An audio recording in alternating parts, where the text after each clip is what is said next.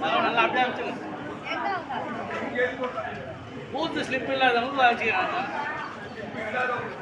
அப்புறம் ஏற்றி என்கிட்ட இருக்குல்ல.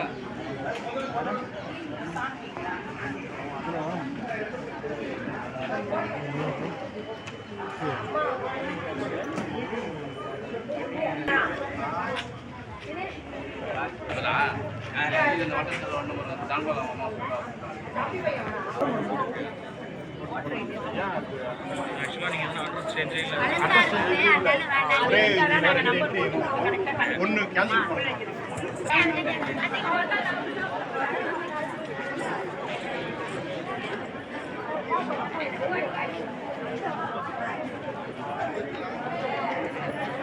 அதனால லேட்டாக